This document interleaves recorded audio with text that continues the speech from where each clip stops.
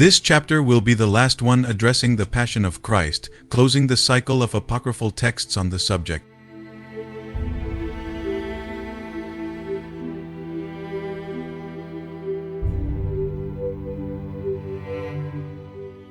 It's true that these Gospels carry a heightened tone against the Jews, which can be dangerous, but they likely are more related to Christianity's apologetic defense against Judaism and other pagan religions of the time.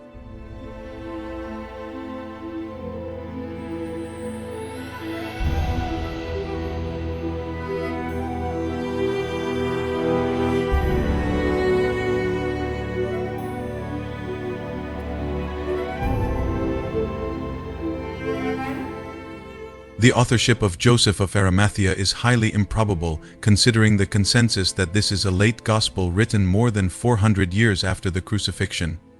However, it's worth noting that the character Joseph of Arimathea is present in all four canonical gospels.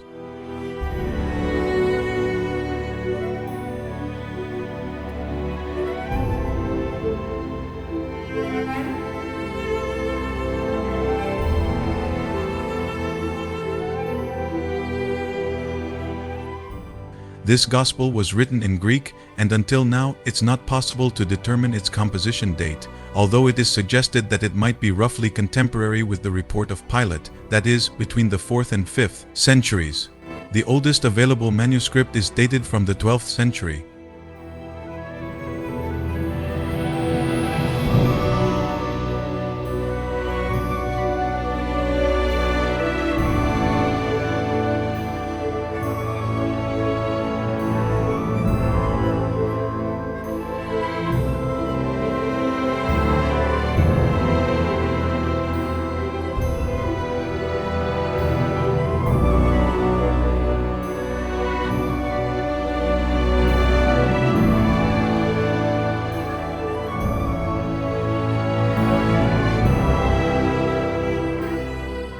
The word apocryphal comes from the Greek apokryphos, meaning hidden. In literature, the term is commonly used to designate those books that were kept in secrecy, and in bibliology, it is used to identify the religious works of the early church that lack canonical authority, meaning they were not read in public worship because they were not considered the word of God given to men.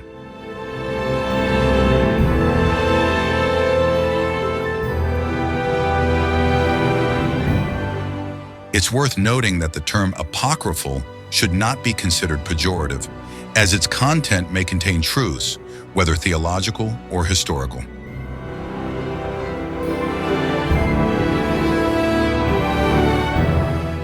The apocryphal Gospels are texts written in different periods, with many of them belonging to the early church and others to the medieval period.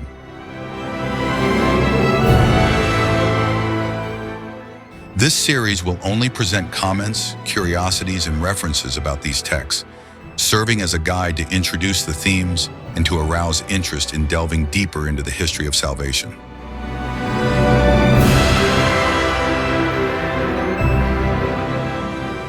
The full text can be found online for free, and for this series, the translation by Professor Federico Lorenzo of the University of Coimbra, published in 2022, was used.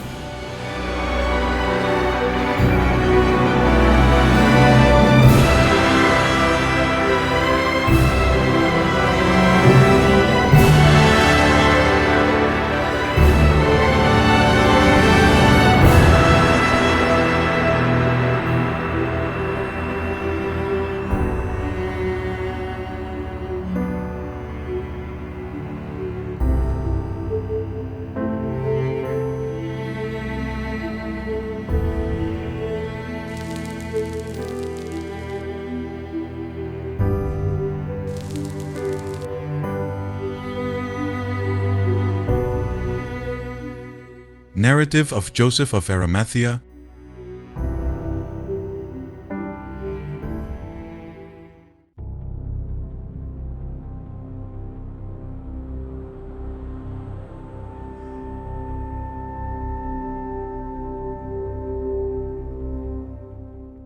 This gospel begins with Joseph of Arimathea himself speaking in the first person and identifying himself as the one who asked Pontius Pilate for Jesus' body to give him burial.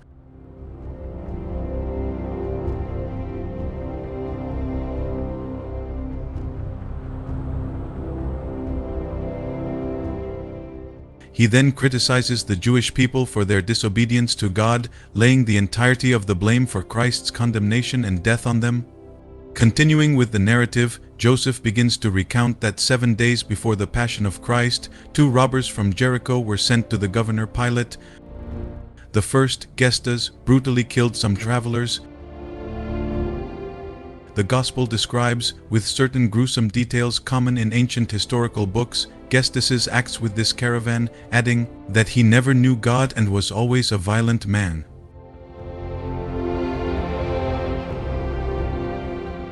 As for the accusations against Dismas, who in other translations is called Dismas or Dismas, they are more confusing. He was a Galilean, had an inn where he exploited the rich but was charitable to beggars.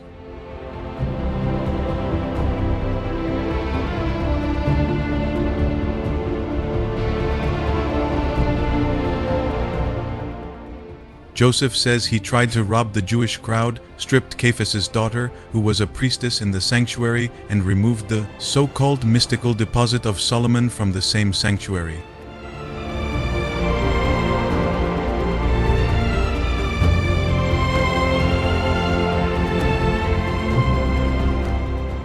What caught my attention here is the crime against Caiaphas' daughter, whom the author claims to be a priestess of the sanctuary.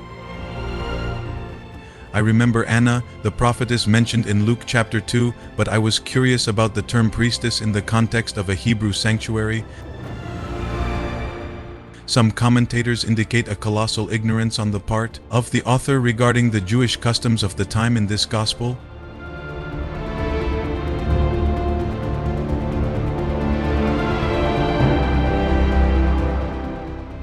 Joseph of Arimathea continues his account by saying that Caiaphas and the Jewish crowd were not happy with the arrival of the Passover celebration because they were saddened by the robbery that occurred in the sanctuary.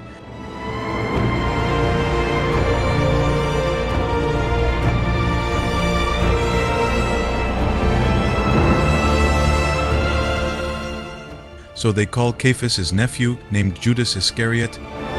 Yes, in this gospel, the famous Judas is Caiaphas' relative. But not only that, here Judas is not a sincere apostle of Christ, but rather a spy infiltrated by the Jews among the disciples.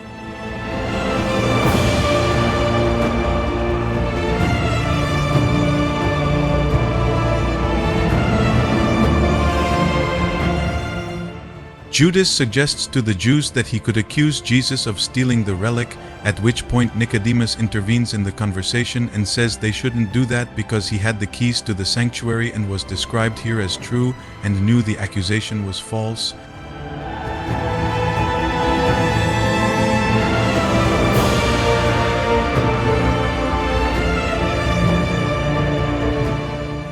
Caiaphas' daughter, now identified as a prophetess and called Sarah, cries out that Jesus said he would destroy the sanctuary, as recorded in Matthew 26, 60-61 and Mark 14, 57-58. The council then unanimously arrests Jesus.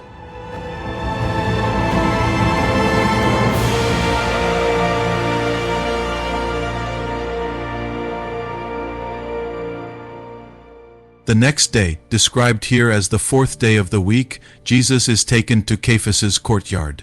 Jesus is then questioned by Annas and Caiaphas about the charges against him. Why did you steal our law?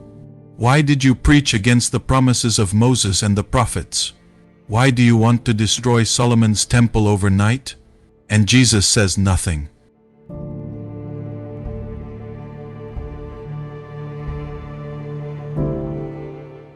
Another of the many historical errors in this text is describing the temple as Solomon's, since, as we know, the temple originally built by Solomon was destroyed by Nebuchadnezzar in 587 before Common Era.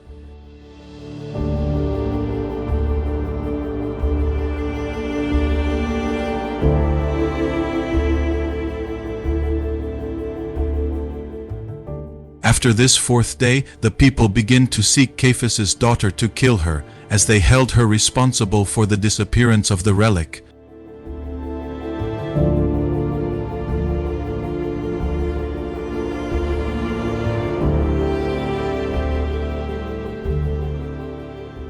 she tells the people that they should kill Jesus and the relic will appear. Thus, the holy feast could be celebrated. Always remembering that the feast mentioned here is Passover, the Pesach, of the Jews.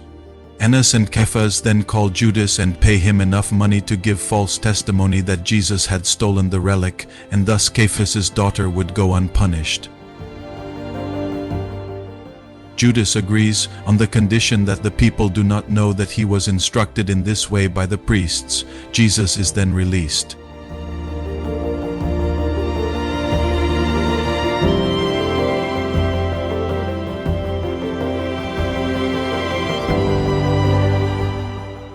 Yes, this gospel perhaps is the one that most deviates from the narratives of the canonical gospels and even from Christian traditions. In the early hours of the fifth day, Judas enters the sanctuary and asks the people what he would gain in return for handing over the so-called destroyer of the law and despoiler of the prophets. The people say they would give him 30 coins because they did not know he was referring to Jesus, as many believed in him. Judas takes the 30 coins and in the afternoon, after seeing Jesus walking down the street, asks for the assistance of soldiers with swords and clubs to arrest Christ. Judas tells the soldiers that the one whom he kisses will be the accused and they should arrest him. Approaching Jesus, Judas kisses him and says, "Hail, Rabbi," and the soldiers arrest him. The Gospel describes it as late afternoon on the fifth day, which sounds quite different from the canonical Gospels. Here it is not mentioned that Jesus was in a garden on the Mount of Olives, nor are other disciples mentioned accompanying him.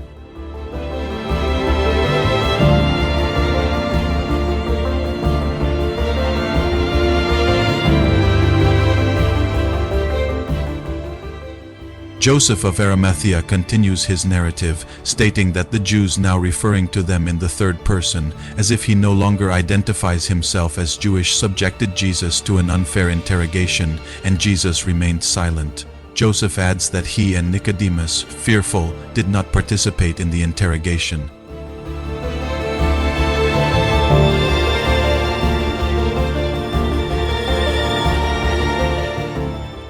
On Friday, after committing other terrible acts with Jesus, as Joseph describes, they hand him over to Pilate, who condemns him to death by crucifixion.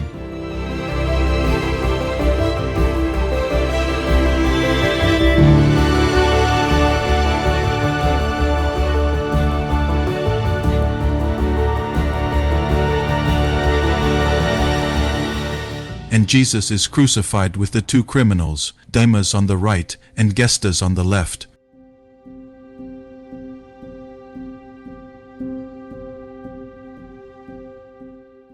Gestas starts to provoke and insult Jesus, saying that if he had encountered him earlier, he would have done to him the same evil things he did to others during his life.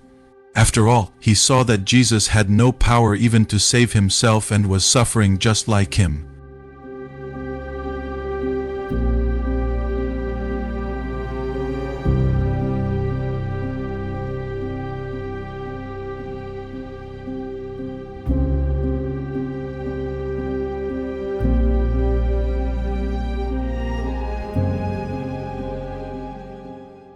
Dismas, on the other hand, deeply repents of all his sins, confessing them and pleading with Jesus to forgive him and receive him into his kingdom. Dismas's speech is very moving and deserves to be read. Jesus then responds to Dismas that they would be together in paradise that very day.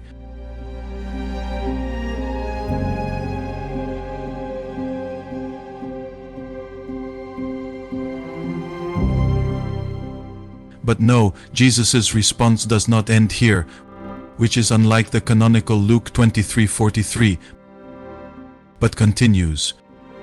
Jesus says that the sons of Abraham, Isaac, Jacob, and Moses will be cast into the darkness, outside, where there will be weeping and gnashing of teeth. Jesus says that only Dismas would come into his kingdom until his second coming, when he would judge those who do not profess his name.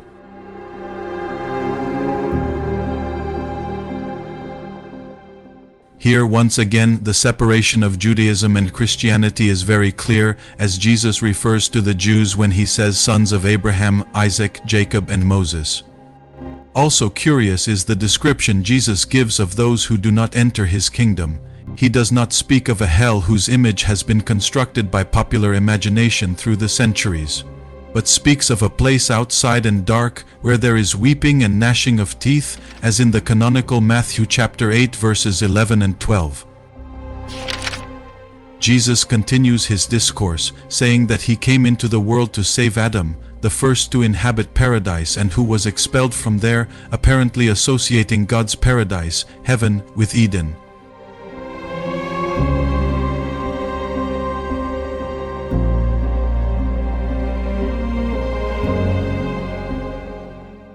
Dismas would be the first to return to inhabit paradise, clothed in an immortal body.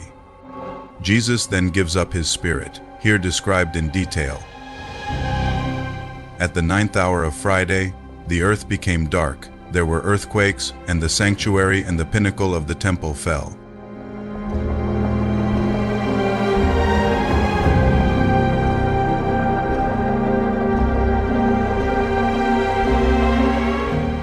Joseph of Arimathea says that he requested Jesus' body and buried him in a new tomb that had never been used. Yes, the Jews reused their tombs because they would remove the body after some time and place it in boxes called ossuaries, leaving the tomb free to be used again.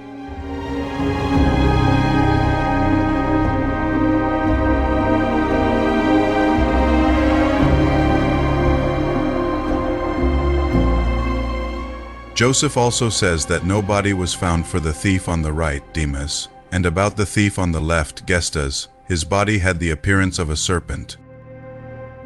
The next day, the Jews become furious upon learning about the burial and put Joseph of Arimathea in prison, in a similar account to the Gospel of Nicodemus, discussed in episode 7 of the series.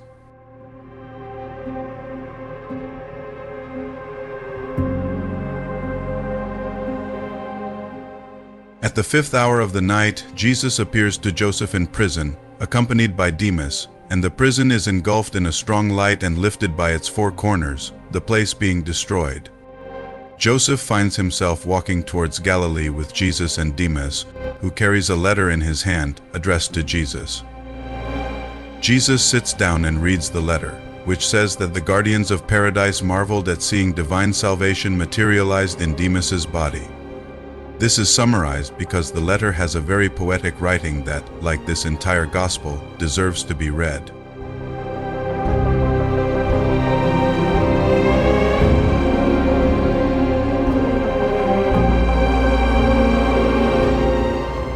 Joseph of Arimathea, Dismas, and Christ himself head towards Galilee. When Jesus is transfigured and becomes entirely light, being served by angels. The three spend the next 3 days together, without the presence of any of the apostles.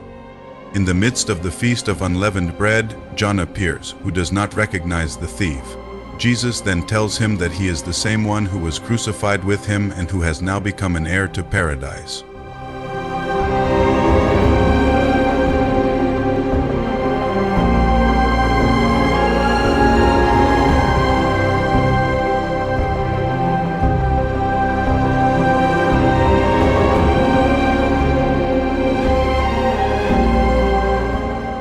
John pleads to also be worthy of paradise, and the thief appears to him, now in a glorious body, described here as a king in great power, wearing the cross.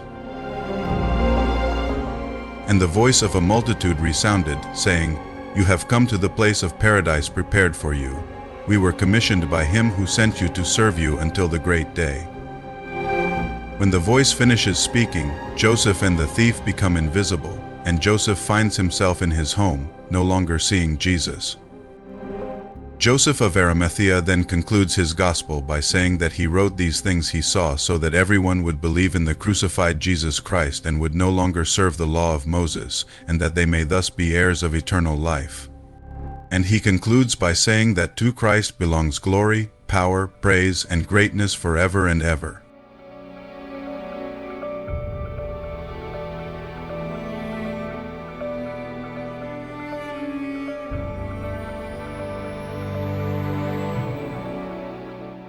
I reiterate, the apologetic defense of Christianity here seems to be the focus, the purpose of this gospel. Knowing that Christianity prevailed in the West, even with the large Jewish population that began to live in Europe since the diaspora started in 70 AD, and that this Christianity prevailed with its foundation entirely supported by the canonical texts, what is the need to bring to the Middle Ages such an argumentation full of fantastic and discrepant events? Honestly, this text brought me more doubts about the context of its composition. There was something happening at that time. A deep dispute perhaps over the meaning of Christ's preaching and his coming to earth. Perhaps a questioning of whether he had already founded his church, or if he intended a reform of Judaism, or even a new religion, where we couldn't even diminish the term religion, but rather an invitation to a new life, where all people seek to live deeply, in fullness with God. There are many questions and few answers.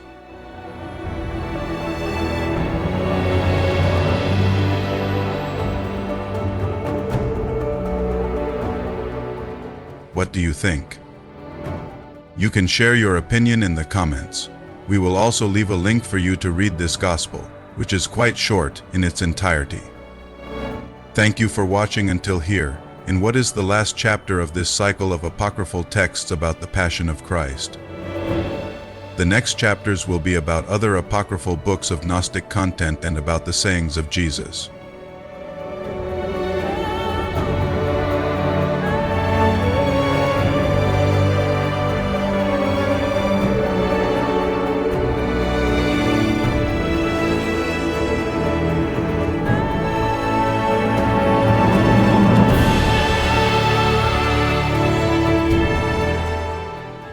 This documentary has no intention of stirring up controversy on the subject, as there is no reason to do so. For a long time, the apocryphal texts have involved more discussions about whether they should be read or not than the actual reading and reflection on these books. They are part of the history of the Church and of Christianity, just like the other books of the Christian Bible, and in them we find the roots of many Christian traditions around the world. It is also interesting to remember that the Christian Bible differs among the various Christian denominations because there are differences between the Orthodox, Catholic, and Protestant Bibles in the number of books in each canon.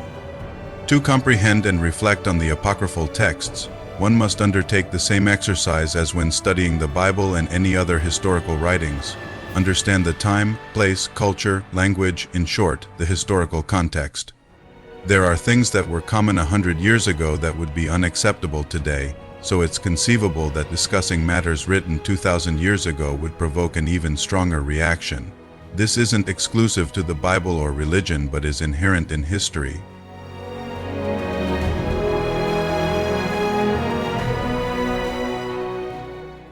Thus, in the case of this series, which will focus solely on the apocryphal Gospels, we have the opportunity to consult other sources about the people who lived with Christ and also about Christ himself, since there's a fact here that differs in no way from the canonical Gospels. Everything written about Christ was written by people who were around him and by the communities founded by these and other individuals. Jesus himself left nothing in writing, and I say only the apocryphal Gospels because there are also Old Testament books and epistles that are apocryphal.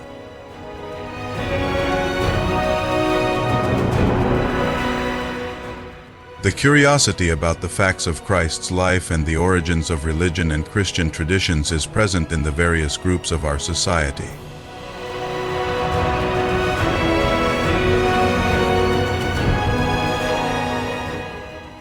The series was created with the intention of satisfying some of the endless interest in this undoubtedly greatest historical figure of humanity, Jesus Christ.